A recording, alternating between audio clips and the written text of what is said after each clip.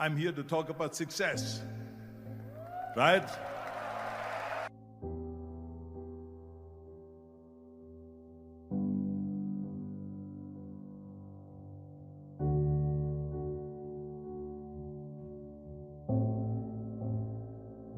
The first rule of success is to have a vision.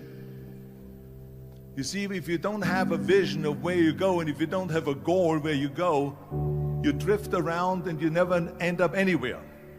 It's like you can have the best ship in the world, you can have the best airplane in the world. If the pilot or the captain doesn't know where to go, it would just drift around. It would not end up anywhere, or most likely in the wrong place.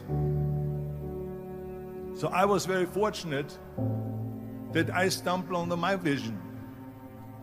I mean, as you know, I was born in 1947 in Austria after the Second World War. And I didn't really like Austria when I grew up. I couldn't wait to get out of there.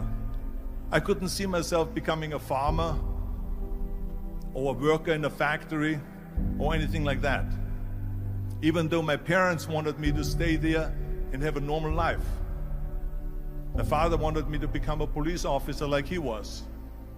My mother wanted me just to stay there and marry a girl with the name of Heidi, hopefully, and have a bunch of kids and run around like the Van Trapp family in The Sound of Music. But that was their vision, not mine. My vision was totally different. I felt that I was born for something special, for something unique, for something big. You know how great it felt that I knew where I was going? Imagine how much people don't know where they're going. When you have a goal, when you have a vision, everything becomes easy. Because remember that in America, for instance, when you study, you will see the percentage of people that like their jobs. 74% hate their job in America. Now, there is not much different when you come to Europe. The majority of people don't like what they're doing because they're really not doing it because they didn't have a goal and they followed this goal. They just aimlessly drift around, and then all of a sudden there's a job opening, so they get that job because you have to work. But then when you work, it's a chore. It's work. It's not fun. So if you think about, only a quarter of the people really enjoy what they're doing in life. That is unbelievable if you think about it. So I felt so blessed that I knew what I was doing. It's like a medical student that studies and knows he wants to become a doctor. You know where to go. So I knew where to go. So people always ask me, when they saw me in the gym in the pumping iron days, they said, why is it that you're working out so hard? 5 hours a day, 6 hours a day, and you have always a smile on your face. The others are working out just as hard as you do, and they look sour in the face. Why is that? And I told people all the time, I said, because to me, I'm shooting for a goal. In front of me is the Mr. Universe title. So every rep that I do gets me closer to accomplishing that goal, to make this goal, this vision turn into reality. Every single set that I do, every repetition, every weight that I lift will get me a step closer to turn this goal into reality. So I couldn't wait to do another 500-pound squat. I couldn't wait to do another 500-pound bench press. I couldn't wait to do another 2,000 reps of sit-ups. I couldn't wait for the next exercise, for the next half hour of posing and all the kind of things that you have to do to be a champion. And with the age of 20, I went to London and I won the Mr. Universe contest as the youngest Mr. Universe ever. And it was because I had a goal. So let me tell you something, visualizing a goal and going after it makes it fun. You got to have a purpose no matter what you do in life. You got to have a purpose. So that's rule number one, have a vision. Rule number two is, don't listen to the naysayers. Don't listen to the naysayers.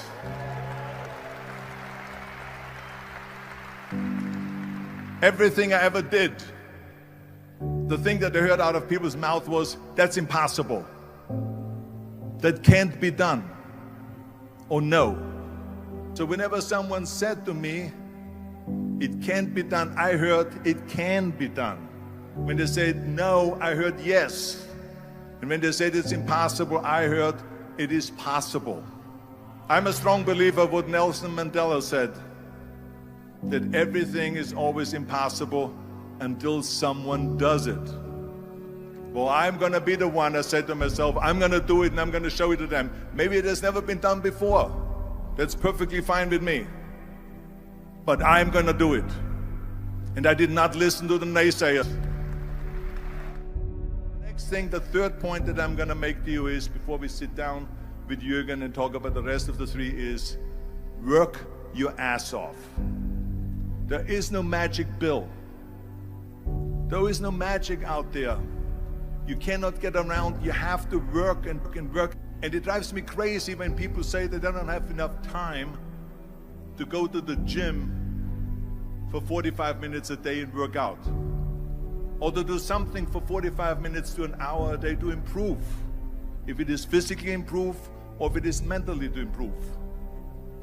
Imagine you read 1 hour a day about history. How much you will learn after 365 hours in 1 year. Think about if you study about the history of musicians, of composers, how much you would know. Imagine if you would work on a business, on some business that you want to develop every day for an hour. Imagine how further along you will go and get. So it drives me nuts because we have, when people say we don't have the time, we have 24 hours a day. We sleep 6 hours a day, so that gives you still 18 hours. So there's someone shaking their head out here in front. They say probably, I don't sleep 6 hours, I sleep 8 hours, right? Or just sleep faster.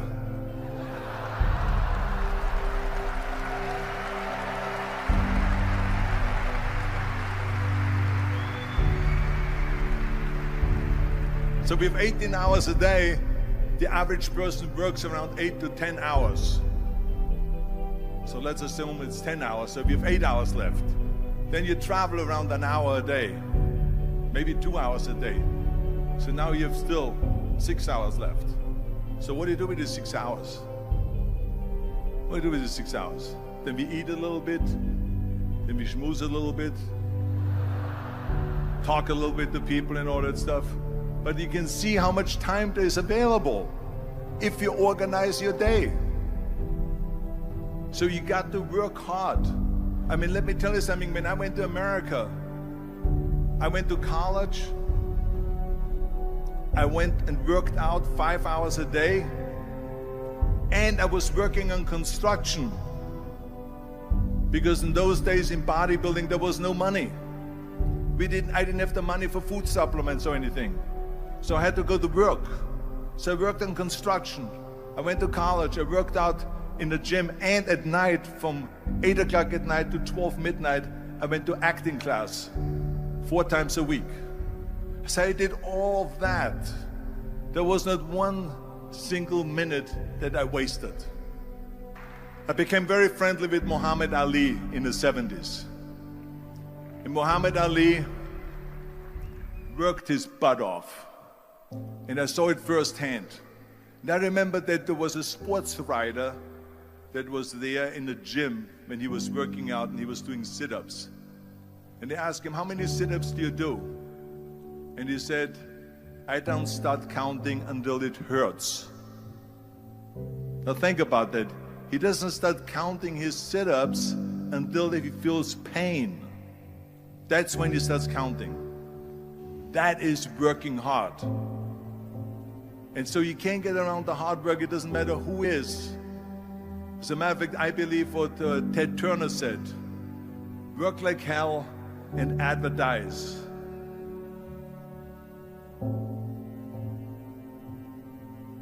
You get it? Work like hell, go to bed, and early to rise, work like hell and advertise. So you work your ass off, and then you let the world know about your work. That's what it is all about. Let people know. If your company if you have a movie, if you do a sports, work your ass off, but then advertise and let everyone know. I hate Plan B. And I tell you why. Because we have so many doubters, as I've said earlier, the no-sayers. We have so many of the people that say no, and you can't do it, it's impossible.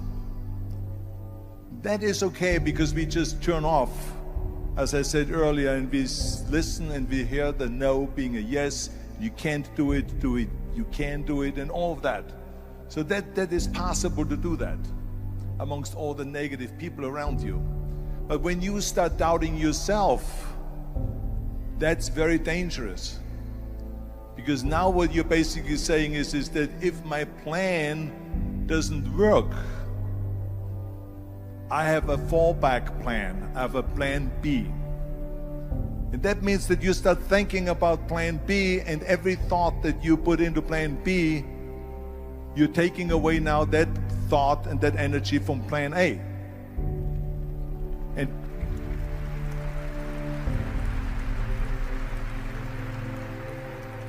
And it's very important to understand that we function better if there is no safety net, because plan B becomes a safety net. It says that if I fail, then I fall and I get picked up and I have something else there that will protect me. And that's not good, because people perform better when there's no safety net. People perform better in sports and everything else if you don't have a plan B. To me, it is very dangerous to have a plan B, because you're cutting yourself off from the chance of really succeeding. And the reason, one of the main reasons why people want to have a plan B is because they are worried about failing. What is if I fail, then I don't have anything else? Well, let me tell you something. Don't be afraid of failing, because there's nothing wrong with failing. You have to fail in order to climb that ladder. There's no one that doesn't fail. We all fail. It's okay.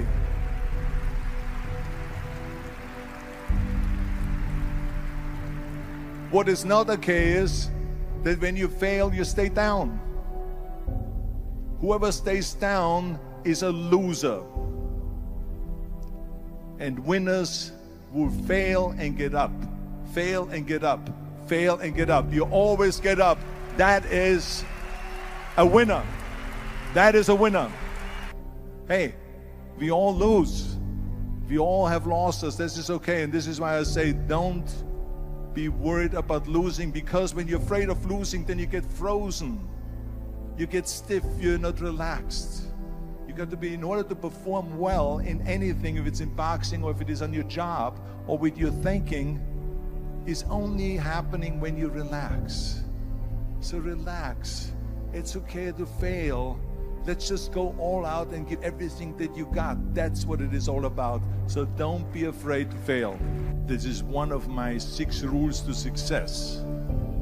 You can only feel complete as a person if you think about what can you do for your fellow member around you that maybe needs help. I felt like that. Everyone has a different motivation why you get into that. I was an immigrant going to America, and I saw how America was the most generous country in the world. I mean, they opened up their arms to me, they helped me, they invited me for Thanksgiving dinner. The people, they brought me, the bodybuilders in the gym brought me plates to my apartment because I had no plates, I had no silverware, I had no bedware, I had no pillows, I had no blanket, I had no TV, I had no radio, I had nothing. They brought it to my apartment. They helped me. And I saw that firsthand, this generosity in America. And I said to myself, as an immigrant that is being embraced with open arms, that I need to go and make sure that I give something back.